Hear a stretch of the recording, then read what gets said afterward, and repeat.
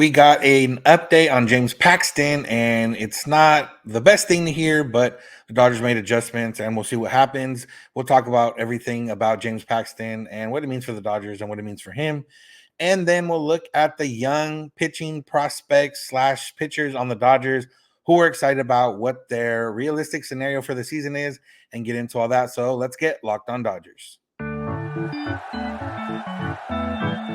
You are Locked On Dodgers, your daily Los Angeles Dodgers podcast. Part of the Locked On Podcast Network, your team every day.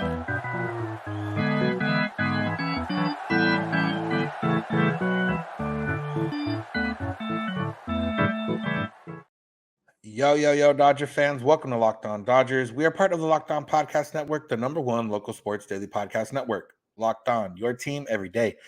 Today's episode is brought to you by FanDuel. Make every moment more. New customers join today and you'll get $200 in bonus bets if your first bet of $5 or more wins. Visit FanDuel.com/locked-on to get started. This is the daily podcast covering the Los Angeles Dodgers, bringing you the smart fans' perspective on our boys in blue. You can find us wherever you find podcasts and on YouTube simply by searching for Locked On Dodgers. And you can become an everydayer by listening or watching every day, which is more easily done if you subscribe and get notified when our episodes are ready for you every weekday morning. And if this is your first time listening or watching, I'm Vince Samperio. That's Jeff Snyder, my co-host. I want to welcome you. And Jeff and I are both lifelong Dodger fans that have covered their team in a few different ways, and we continue to cover that team, the Dodgers, via this podcast. And we've done so for the last 5 years on this network, and more than that on our own. So we're here to bring you some smart and knowledgeable and rational takes, and hope we all get to become better Dodger fans together. And let's do that today. Jeff, we got a little bit of news on the Dodger front in the James Paxton world. There was an adjustment made to his contract. The Dodgers lowered the guarantee and have placed a bunch of bonuses and for roster bonuses and start bonuses and everything else. You can still get up to $13 million rather easily, assuming he's healthy. But then we found out that the change to the contract was made because of concern with his health or something regarding to his health. Both team or the Dodgers declined comment. We learned James Paxton is a Scott Boras client. Scott Boras' team also declined comment, citing HIPAA violations and that note. But if the Dodgers don't seem that concerned to still guarantee him $7 million, should we be any more concerned than we were already? Yeah, I've gone back and forth on that all afternoon because on the one hand, $7 million is a lot of money. On the other hand, no, it's not. And so, to the Dodgers, it's $7 million guarantee. And even if he hits all the bonuses, $13 million, James Paxton, when he's healthy, is easily worth $13 million in a season. And so it's a $7 million bet. Worst case scenario is they're out $7 million. And he doesn't do anything. He pulls a Noah Syndergaard or even a Jason Schmidt and, barely pitches at all. But, best case scenario, they do get a very good pitcher for only $13 million. So I think there probably is a little bit of that risk reward there. And I think I tend to come down on the side of $7 million is nothing to the Dodgers. And so, which makes me a little bit more worried about it because, the fact that the Dodgers still gave him a contract doesn't necessarily mean, so they're not worried about his health. I think they could be, and hopefully he is healthy and can pitch as well as James Paxton is capable of pitching. But I think this is a little bit of a red flag, at least as far as I'm concerned. To me, it looks like there's concern about whether he'll be ready for the start of the season because some of those notes in the contract now are the roster bonuses. If he's on the roster, he'll get $2 million if he's on the roster for their game in Korea when they play those 2 games, or if he's on the roster for the home opener, the domestic home opener here at Dodger Stadium. And then if not, he can get a $1 million bonus if he's on the roster by April 15th. And then if he makes 20 starts on top of that, he gets another $1 million. And then he gets 600,000 for threshold at 6, 8, 10, 12, and 16 starts with another $1 million on top if he makes 18 starts.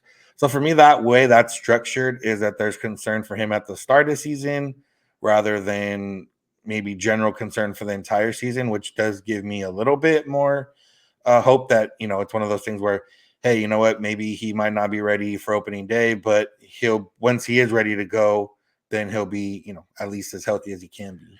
Yeah, hopefully it's short term if he's not ready to begin the season, because they already have Walker Buehler, who might not start the season on the roster, and they have Clayton Kershaw, who's definitely not pitching in the first half of the season, and they have Dustin May and Tony Gonsolin. The first part of the season is when they need more pitching. Although with the big gap between the 2 games in Korea and then a week off, they could and probably will, I would guess, have the same 2 pitchers pitch their first 4 games. Probably Yamamoto and Bobby Miller in some order. That would be my guess. With Tyler Glasnow's health history and James Paxton, so maybe you're getting the first 4 games are started by Yamamoto and Miller. This is totally off topic, but something I just thought of, realized that there's no limit on position players on the roster. There's only a limit on pitchers. And knowing you only need 2 starting pitchers, we might see Miguel Vargas and Andy Pages on the active roster and maybe even Hunter Fiducia, a third catcher too. Because if the Dodgers only need 2 starters, then they might as well only carry 10 or 11 pitchers and have 15 or 16 position players on the roster. That has nothing to do with James Paxton, other than the fact that Paxton is probably unlikely to be on the career roster anyway. And so I'm trying to think if there would be like IL stint reasons if he's on the IL for the Korea series. Would that preclude him from being on the roster when the season starts on the 28th? I don't actually know. I can't remember what the rules are as far as putting a guy on the regular 15-day IL in spring training. I know the IL exists, but if there's still retroactive dates. So yeah, there's a lot of storylines to keep an eye on regarding Paxton and his health this spring, because if they're worried about him being ready for opening day, we may not see him pitch much at all in spring training, depending on what the health issue is, which, like you said, we have no idea because of HIPAA. Yeah. I think, HIPAA is a different story. I think technically someone can say something, but it's easy just to say, oh no, because of HIPAA. Paxton can say something. I think the Dodgers and Paxton's agent are bound by HIPAA laws, and so it would have to be Paxton himself who either said something or explicitly gave permission to his agent or the Dodgers to say something. Yeah. But either way, like I said, it seems like, I'm sure we'll find out. Like, I'm sure Paxton will kind of mention whatever it is whenever they get to talk to him, or whenever, media gets to talk to him. So we'll see. But one of the different, if Paxton can't go, there are a long list of really good Dodger prospects and young pitchers that could fill roles for the Dodgers, not just at the start of the season, but throughout the season and even into later this season. We're going to go through, there's 6 of them on the 40-man roster that have either a prospect or a young pitcher that has already lost their rookie status. But we're going to talk about them and which ones we're most excited for, give some realistic thoughts about what they can bring this season. So that's what's coming up. So make sure to keep it locked on Dodgers. Today's episode is brought to you by eBay Motors. Passion, drive, and patience. That's what brings home the winning trophy, and also what keeps your ride or die alive. eBay Motors has everything you need to maintain your vehicle and level it up to peak performance. From LED headlights, exhaust kits, roof racks, and superchargers, and more. Whether you're into speed, power, style, eBay Motors has got you covered. With over 122 million parts for your number one ride or die, you'll always find exactly what you're looking for. And with eBay Guaranteed Fit, your part is guaranteed to fit your ride every time or your money back. Because with eBay Motors, you're burning rubber, not cash. With all the parts you need at all the prices you want, it's easy to turn your car into the MVP and bring home that win. So keep your ride or die alive at ebaymotors.com. Eligible items only. Exclusions apply. eBay Guaranteed Fit only available to U.S. customers. We want to thank you for making Locked On Dodgers your first listen of the day. You can find us wherever you find podcasts and on YouTube simply by searching for Locked On Dodgers. And if you're on YouTube and want something else to watch, Locked On Podcast Network has two 24/7 streaming channels, Locked On Sports Today and Locked On Sports Los Angeles, that are giving you the news and stories from around the sports world and LA sports world from Locked On hosts and experts and more. So go check those out and subscribe on YouTube.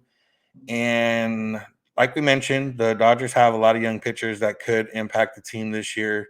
None that are expected to be in the starting rotation, right? Well, one that is, but we've excluded him. Bobby Miller has graduated from kind of the prospect young pitcher, and he's expected to be a top three in the Dodgers rotation this season and moving forward. So we took him off. But the rest of the guys that, we've talked about to varying degrees over the course of the offseason and, thought that some of them might get traded throughout the course of the offseason, didn't end up happening. Only one, Ryan Pepio, did end up getting traded.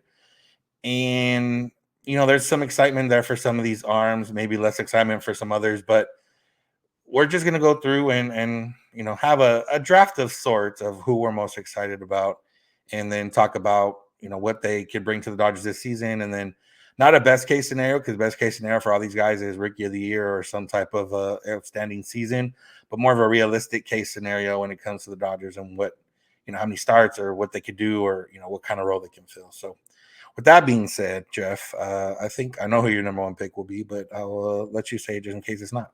Yeah, these six guys kind of fall into three different categories. You've got Michael Grove and Emmett Sheehan, who both have exceeded rookie status, and so they're still young prospecty types, but not officially prospects. Then you've got Gavin Stone and Kyle Hurt, who have both pitched in the big leagues, but still maintain their rookie status and prospect status. And then there's Nick Frosso and Landon Knack, both of whom have not yet made their major league debuts. They were both added to the 40-man roster this offseason. So kind of, it's interesting to think of them in those kind of categories. But I'm excited for 5 of the 6 of these guys, but the one that I'm still most excited for is Gavin Stone. I remember watching him pitch in spring training last year and just dominating, and that changeup when it's working right, it's just ridiculous. So I'm still pretty excited about Gavin Stone, and I have high hopes for him to figure things out and become a pretty darn effective big league pitcher. And I do think just because of the experience level, I'd say that he is probably third out of these 6 guys in line to get starts. I think one of these guys who we'll talk about in a little bit is likely to be in the rotation, and then another one, and then Stone. So I think Stone will get some starts this year, obviously depending on the health of the different guys, depending on when James Paxton makes the roster, when Walker Buehler makes the roster, all those things. I think Gavin Stone has a decent shot to get 6 or 8 starts this year.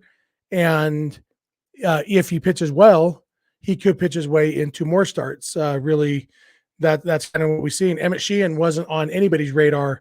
Like, we knew who he was a year ago right now, but we weren't predicting that he would be the guy to get a lot of starts for the Dodgers, but then he was. And so a lot of it just comes down to how well are you pitching?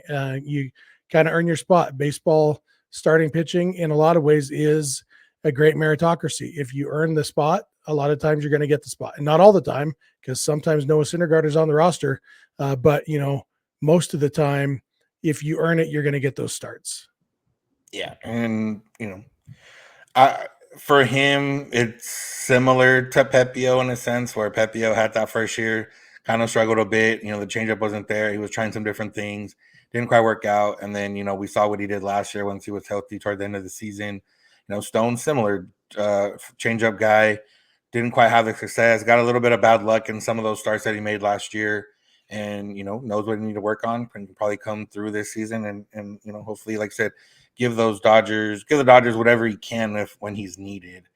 And, we'll see what that ends up being. I think for me, and it's more of the enticing rather than anything else, is Kyle Hurt, because of what we saw in his 2 innings last year, and then he got sent down because of what we've seen. The minor league numbers that are pretty eye popping, and just for the simple fact that I think it's a little bit easier to come in and be the guy as a reliever when you're a young pitcher rather than come in and be the guy as a starter. Yeah, especially with the type of stuff that he has. And now I would imagine they're gonna, I don't know if they said anything, but I imagine that he's gonna be exclusively reliever type. Maybe they'll try to mold him into a multi-inning reliever guy. But I think just with the stuff that he showed last year, the stuff that he's shown in the minors, and I think realistic case scenario for him is that he's in the Dodgers bullpen by the end of the season, and if not one of the top guys, he's definitely in the mix for a postseason roster spot. Yeah. And if he is pitching out of the bullpen, I really like his chances to pitch in the big leagues, and kind of in that same exact boat as Nick Frasso, who will probably be my next one, because he's got great stuff, and a lot of people think that he's going to end up as a reliever eventually anyway. And so just because of his pitch mix and whatever else, so maybe it makes sense to just, it's hard to know at this point what the Dodgers bullpen construction is going to look like, because again, we don't know how healthy Blake Treinen is going to be, how healthy Daniel Hudson is going to be. There's still question marks there, but having young guys like Hurt and Frasso available to come in and pump gas out of the bullpen, it's pretty exciting. And so, and it's worth noting that all of these guys are not young. Like we're not talking about young prospects here. I think the youngest of them is, I think it would be Frasso and Stone were born 3 days apart. They're both 25 years old. I think everybody else is, Emmett Sheehan's the youngest. He's a year younger than those two. He's 24. But even 24 is, we're not talking young guys anymore. And some of these guys are 26 years old. And it's like, okay, Landon Neck, you're 26. It's probably time to be in the big leagues. And that's kind of how I feel about Nick Frasso. It's like, okay, you are 25 and a half years old now. You've dominated in the minor leagues. Maybe it's time to embrace your future as a reliever and start relieving in the big leagues right now. And so he might be the one who we see the most of in the big leagues this year, just a combination of age and role and all of that. It's interesting because, some of these guys don't necessarily have the choice. I'm sure if they were given the choice of, okay, you can be a reliever and be in the majors now, or you can stay a starter and you have, a 50-50 shot or whatever, someone would take that reliever role. Again, they don't always get to choose that, but the Dodgers have done a good job over the years of kind of, obviously developing the talent, but also kind of where to utilize that talent. And, Brusdar Graterol, when they traded for him, was technically a starter, but everyone kind of figured he'd be a reliever. Dodgers put him at a reliever. They've had different guys over the last few years. Mitch White was a starter when he was drafted. The Dodgers kind of made him into a hybrid, starter reliever role and kind of let him, flap his wings there. And he ended up doing well in that role and then moving on. And, Ross Stripling in the past, similar things. So the Dodgers have done a decent job of getting guys to certain points, or if not, letting them kind of move on. And, Pepio might have been that first step there. Some of these guys, that's kind of the next progressive step for them, is either the Dodgers need them, or, maybe the Dodgers give them the freedom to go somewhere else and where they can, be valuable to another team in the major leagues. Yeah. And there's no law that says the role you're in when you break into the big leagues has to be your role forever. You've got, Tony Gonsolin was a piggybacker. You had Walker Buehler came up as a reliever in 2017, and they knew he was going to be a starter, but bullpen made sense for him right there. Chris Sale broke in with the White Sox the same way. He was a reliever, and then when he was ready, Adam Wainwright closed out the World Series for the Cardinals in whatever year that was. What was that? 2006. And then he went from closer to starter and became, an all-time starter for the Cardinals. So you can always do that. And so I think the Dodgers might, just because there are more potential openings in their bullpen this year, we might see a lot of these guys get time out of the bullpen just to see, because if one of these guys turns into Mariano Rivera, you know what, you'd rather have Mariano Rivera, the closer, than Mariano Rivera, the mediocre starter. Even though starters are more valuable than relievers, a great reliever is more valuable than a mediocre starter. Yeah. And you can find starters. You can justify the price to pay for a starter to trade rather than the price for a reliever sometimes. So. Yep.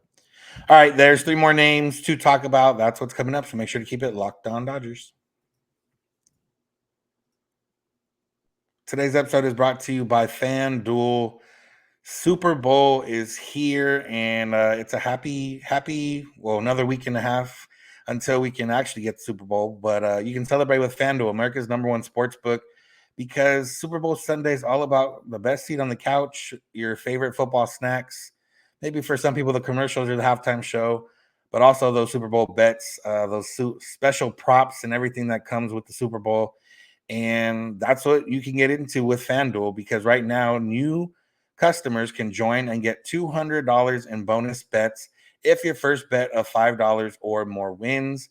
You can bet on who will win the game, who will the points combined total, points per team, rushing yards, who will score a touchdown. I'm sure you can bet on heads or tails for the coin toss. There's a lot of different things you can get into, and all you have to do is place a $5 bet, and if it wins, you get $200 in bonus bets to put on other things throughout the year, and not just Super Bowl. Beyond the Super Bowl, you can still always bet. There's a lot of stuff to do with the FanDuel app. So go check it out right now and get your journey started to betting the Super Bowl Sunday. Visit FanDuel.com/lockedon to sign up. That's FanDuel.com/lockedon to sign up. Make every moment more with FanDuel, an official sportsbook partner of the NFL.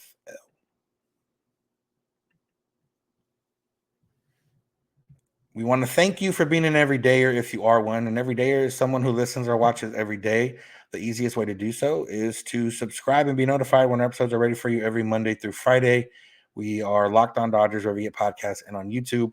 If you want to go beyond the podcast, you can do so and become a Locked On Dodgers insider and text directly with us. All you got to do is go to joinsubtext.com/LockedOnDodgers, and you can join. A few bucks a month, and you get direct insight to our reactions, thoughts, in game, after game, if they make any more trades, they make any more deals, spring training battles, all that type of stuff. We can have a great conversation there. So go to joinsubtext.com/LockedOnDodgers to get started. And let's keep going with the young pitchers.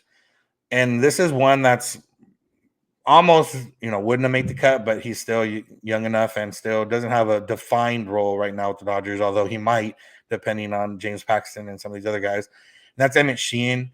Emmett Sheehan, like you mentioned last segment, kind of came out of nowhere last year and really put in some big innings for the Dodgers in the regular season and made the postseason roster and, did some stuff. That series was that game was already gone by the time he came in, but he really surprised and really showed and kind of made his step up to be the guy behind Bobby Miller in terms of who would have a best chance to be in the Dodgers rotation this season. And like I mentioned, I think for him, he's in that realm of 10 to 15 starts would be a realistic case scenario, depending on health and depending on, how many times they do use a 6-man rotation, how many times they, skip somebody's start or he gets a spot start.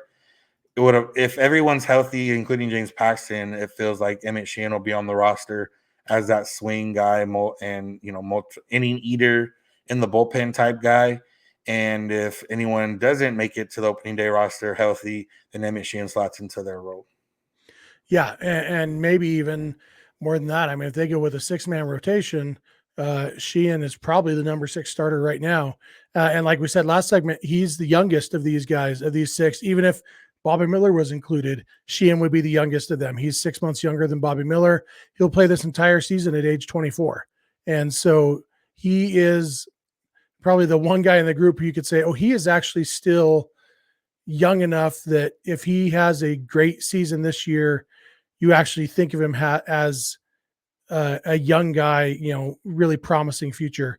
If a guy comes up at age 26 and has a really good season, it's like, oh man, too bad he started so late. When you think about guys who end up in the Hall of Fame, very few of them debut at age 26. Wade Boggs is the only one I can think of, and he wasn't a pitcher. I guess one classic Dodgers pitcher was Dazzy Vance, who didn't have his first great season until he was in his 30s, but that was a long time ago. But yeah, Sheehan, his youth is pretty exciting. And his stuff last year, we saw he has the repertoire to be a starter. And I think he will get a lot of chances to do that this year. I guess my next one is, kind of by default and kind of because I am excited about him, is Landon Knack. Knack is, again, not young. He's maybe the oldest of this group. Michael Grove is the oldest of the group. Then there's Knack. Knack is he'll turn 27 this season. He's 26 and a half years old right now. And so basically it's time for him to be in the big leagues. And that might also be in a relief role, kind of like we talked about with Hurt and Frasso. The difference is I think Knack, people do see him as a starter long-term, a little bit more than Hurt and Frasso. And so, but still, like we said, you can start in the bullpen and then transition to a starter. And so with his stuff and his success in the minor leagues, he's definitely a guy we could see. But unless there's quite a few injuries, I do think he's fourth in line. So Grove and Stone and Sheehan are all ahead of Knack for starting for starts. And so I think it's unlikely that Knack gets very many starts in the big leagues, if any, this year, unless there are a lot of injuries like there were last year. But I could see him definitely getting time in the bullpen, and maybe they even have kind of a OKC rotation where, okay, you're going to spend some time in Oklahoma City. Okay, now it's your turn to come spend 3 weeks in the Dodgers bullpen, and then you'll go back down and we'll call up Nick Frasso. Then he'll go down and we'll call up Kyle Hurt, and just kind of keep rotating those guys around where they're getting starts in AAA, but then also pitching in the bullpen in the big leagues helps limit their innings, keep their arm fresh, but also get them that big league exposure. So yeah, I would expect Knack to kind of fall in that category like Frasso and Hurt of, if he gets big league time, it's probably out of the bullpen. Yeah, Knack feels like Michael Grove 1 year younger. Like if he does make any impact this year, it'll be because of a bunch of injuries and he gets kind of thrust into it. Michael Grove wasn't someone was on the Dodgers radar when he made his debut a couple years ago and ended up having to make a start and kind of go in there. Knack's not quite, obviously not that young as Grove was back then, but still a guy that, falls behind in the pecking order behind some of these young guys. And it's one of those where, they traded Clayton Beeter for Gallo 2 years ago now, and he was in that same draft class. And some of these guys that are getting older, that it might be their last chance with the Dodgers specifically. I think he'll still make it through the entire season unless he gets directly traded. I don't think he'll be like a DFA candidate or anything, but it's one of those where if he does get any time in the majors, he's got to kind of show out. If not, the Dodgers might value that roster spot more after this coming season than they do having him there. Yeah, I wouldn't be surprised if Knack is involved in a trade at the trade deadline. So. Yeah. The last one is Michael Grove, and he is, like Jeff mentioned, the oldest of these. There are a couple other guys, Ricky Vanasco, but we don't know much about Ricky Vanasco. He hasn't been in the Dodgers system. He's someone that the Dodgers did sign. They traded for him after DFA or claimed him. They signed him. We don't know much about him. Yamamoto is actually younger or the same age as some of these guys, but he's coming in as an established starter in the Dodger rotation. But Michael Grove's kind of the last one. And I think if there's any excitement for Grove beyond, just depth at the major league position and the major league roster, is as a reliever. We saw last year he can be good in spurts. I don't know if he has the stuff to be a long-term starter, enough pitches or enough control and command and mastery of his pitches to be a starter, or at least anything above a number 4 starter. But I do think he could bring some value in the pen. It could get his velocity up a little bit. He, did have that breaking ball that he used last year that, against Yankees is when he had kind of that big game with a lot of swing and miss. And, that's something that's enticing. And I think for me, for Grove, I don't know if they'll fully transition him into a reliever this year. I don't think so, just because they might have a need for some spot starts. But I do think anything he does for the Dodgers this year that's successful will come in a bullpen role. Yeah, that's probably what I think too. For whatever reason, he's the guy I'm least excited about, and I don't dislike the guy. And I do think he has potential to be solid. I just feel like his ceiling is number 3 or 4 starter. And some of these other guys I feel like have much higher ceilings where they could actually be, if not a number 1 starter, a 2, and so I think that's why it's the ceiling that has me more excited, and the fact that Grove is the oldest of the group. There's a lot that makes me just think, okay, yeah, he exists too.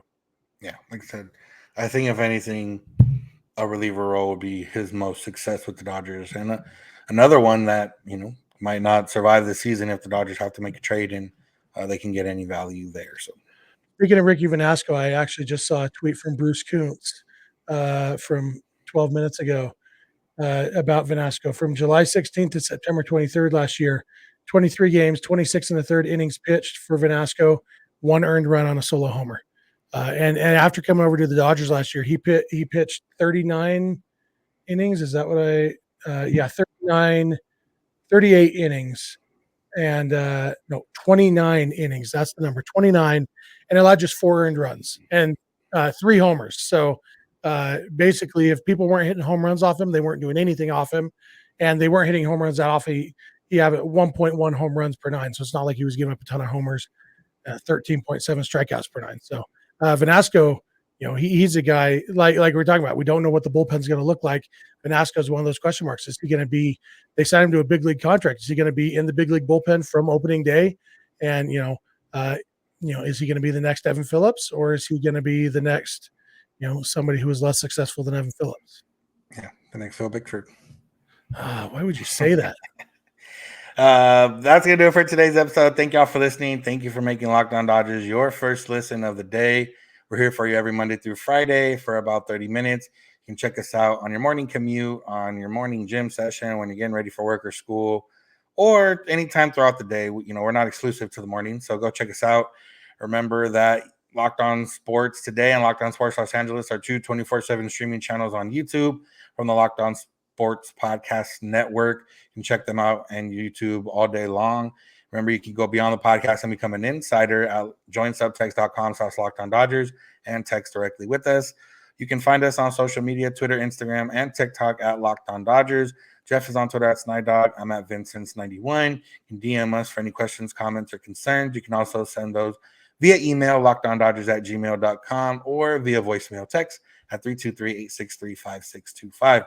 We're here every weekday morning, and we hope you'll be here with us. When you get in your car or if you're at home, text my advice by podcast, Locked On Dodgers. And remember, you don't have to agree. You just have to listen. Have a good one. We'll talk to you tomorrow.